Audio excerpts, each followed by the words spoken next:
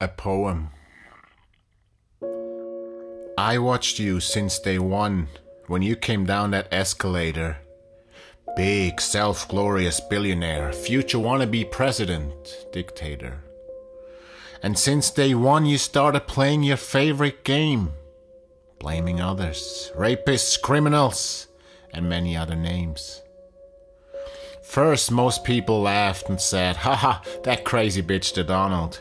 With his mansions, his plane, his immigrant wife and his models. And I certainly was one of them. I felt somehow entertained. Thought, land of the free, home of the brave, but also at least a bit insane. You moved on and you pushed through. Your mantra was something like, a real winner never loses. Call them lying, little crooked, bullied, lied, distracted. You did everything it took. Well, we all know what you said and what you did. It doesn't make much sense to play it on repeat. But what I watched in disbelief, that people bought actually into this. I thought, how angry, how despaired, how blind must someone be to actually believe one of your many lies and to not see that you're a narcissist straight out of the book, that you do and did anything it took to make yourself look good and everyone against you bad. And everything against you is just wrong or fake.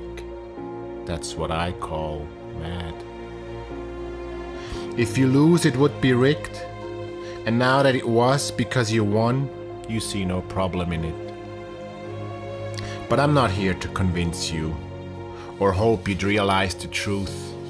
You've missed that boat a long time ago, and everything against you is still just fake news. What the hell is happening? And these congressmen, what the fuck are they doing? Do they have no spine to stand up and stop this dangerous train to hell? Before it's too late for even more of us? Farewell. We've heard everything and exposed all his lies. We got the internet, and us who still wanna see, we still have eyes. You think we don't realize it's you who won't do what it takes to stop this insanity because of your vanity? Because of your fear to lose your power, hiding in your mansions, behind your walls and in your towers?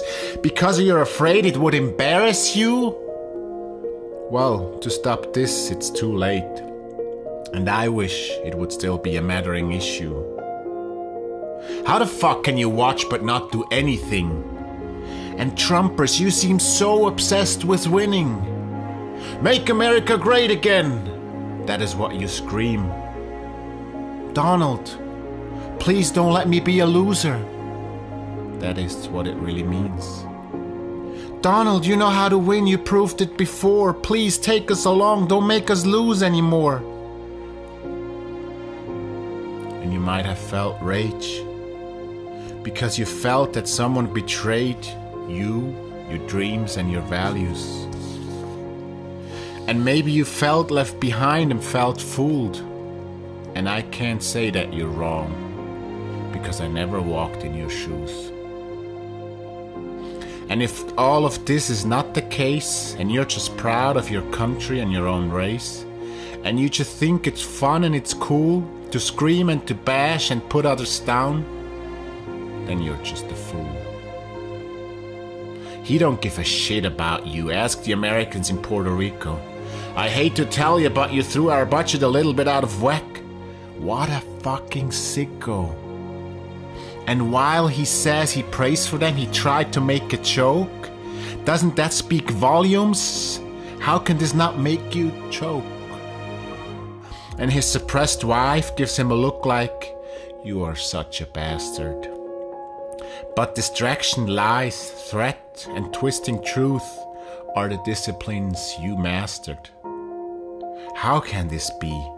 How fucking long does it take for some of you to say, yes, we were wrong?